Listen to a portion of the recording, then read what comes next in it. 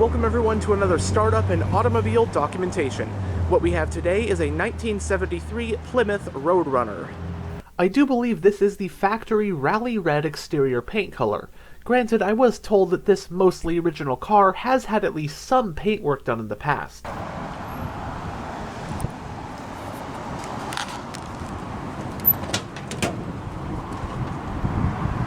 Frameless windows, manual mirrors and windows.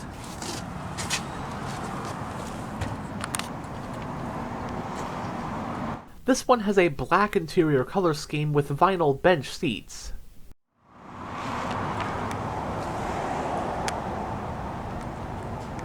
The front seats are manually adjusted.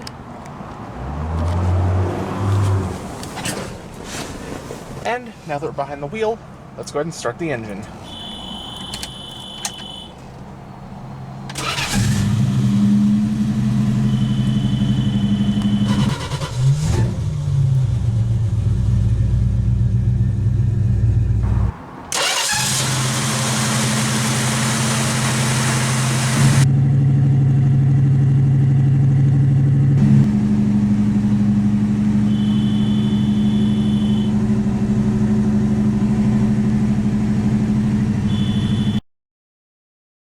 When you think of the heyday of the American muscle car, you often think of models like the Chevelle, Charger, and GTO. Another name that might spring to mind is the Plymouth Road Runner. The model debuted in 1968, positioned as a more affordable muscle car compared to others. The Road Runner was named after the popular Looney Tunes character, and the likeness of said character can be found throughout the car in various places. Even the horn was given a beep-beep sound that emulated the Road Runner's catchphrase. In total, the Road Runner model line was made from 1968 through 1980 and definitely left a legacy, one of the highlights being the legendary aerodynamic NASCAR-developed Road Runner known as the Superbird. The final iteration of the Road Runner was a trim package for the compact Plymouth Volare. This 73 model is from the Road Runner's second generation, and it therefore was still based on the B-body platform alongside the Plymouth Satellite. And for the 73 model year, it underwent some big changes. These included a restyled exterior, which I personally don't like quite as much as the 71 and 72 models, but will still say it's one heck of a good-looking car. It's still got such a classic American muscle car profile. By 73, horsepower and torque ratings had noticeably gone down as they had in the past couple years. Keep in mind this car was made at the tail end of the American muscle car era, and new regulations would, of course, force automakers to put less power in their cars around this time. The 1973 Road Runner had 4 engines to choose from. The base engine found in this example was a 318 cubic inch V8 with 170 horsepower. You also had the options of a 340 cubic inch V8, a 400 cubic inch V8, and a 440 cubic inch V8. A 3-speed manual, a 4-speed manual, and this example's 3-speed automatic were the transmissions on offer.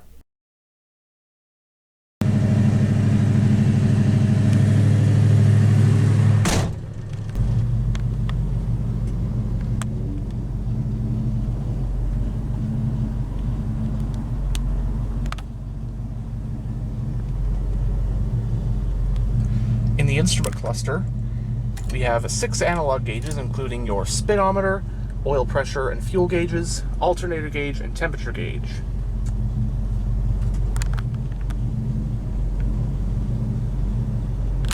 It has a 3-spoke design steering wheel. The parking brake is foot operated. You have your dimmer switch down there. Right here you'll find your climate controls. Your wiper control is right there, and you have your headlight switch right here. On this side is your turn signal stalk,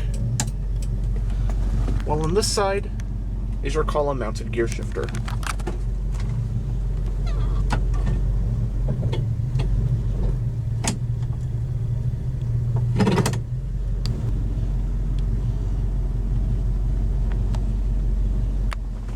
Going down the center of the interior, this will be your original radio, but then down here, this one has been fitted with an aftermarket radio.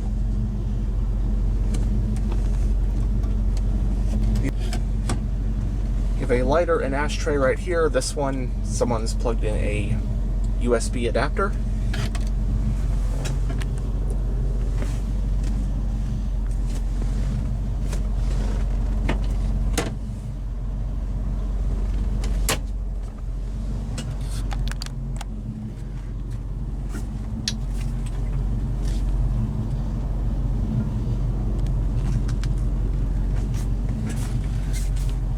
Rear view is manually dimming.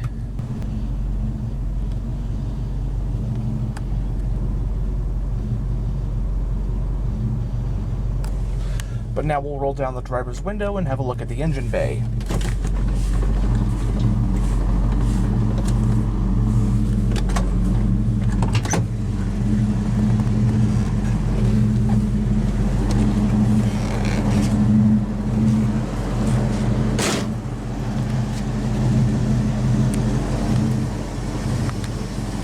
This Road Runner rides on the available set of Rally rims. If these ones aren't original to the car, they sure do look factory.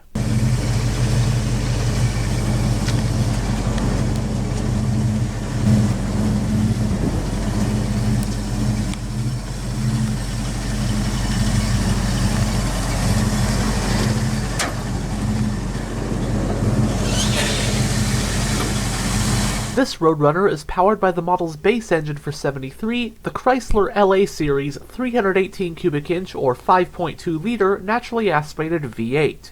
It's a cast iron 2-valve per cylinder pushrod power plant.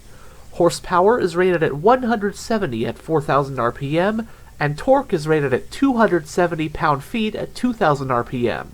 Power is sent to the rear wheels via this example's TorqueFlite 3-speed automatic transmission with low gear selection. It uses about a 20.9 gallon fuel tank. It's got an independent torsion bar front suspension and a solid rear axle with leaf springs. Standard were front disc brakes and rear drum brakes.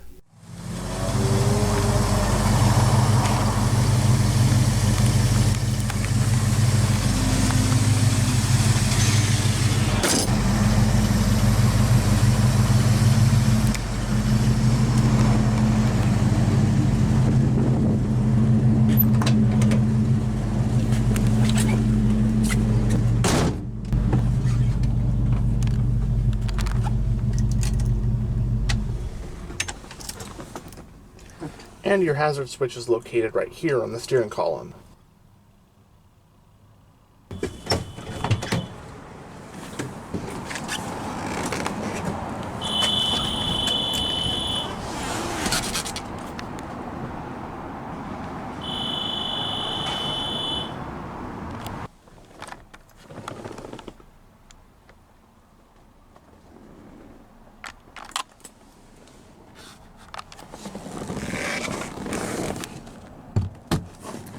And on either side, for rear passengers, you have 2 ashtrays. Also, coat hooks on either side. Your dome lamp. As for space, I'm about 6'1", and the driver's seat's where I'd have it if I was driving. And legroom is obviously not the greatest, as you can see, but headroom is not too bad. Nor is footroom. And in terms of wideness, it is pretty roomy as well in the back seat. So this car is really fascinating. It's a 73, so basically came from the tail end of the muscle car era before the whole fuel crisis saw muscle cars have like choked out no power from their big V8 engines. And I love the Road Runner aesthetic. The engine bay, I mean, this goes for all cars of this age, but it's insane how so simple and serviceable it looks under the hood. Of course, the mid-60s to early 70s muscle car era produced, in my opinion, some of the best looking cars. The way these cars are designed, the lines, the exterior styling, from a bygone era that will never be replicated.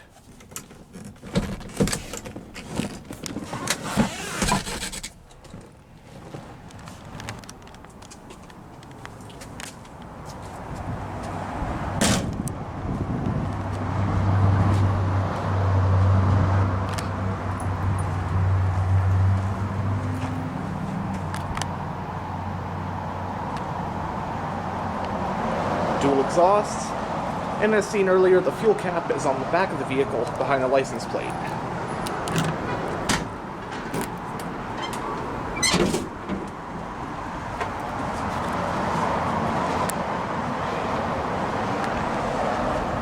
The trunk of the Road Runner provides a decent amount of space. Here you'll see lots of stickers showing the many car shows this thing has participated in over the years.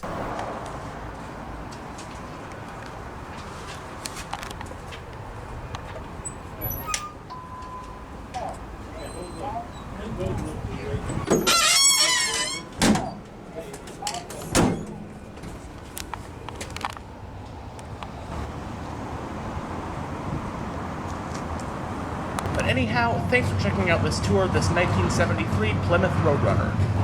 And as always, stay on the lookout for future tours.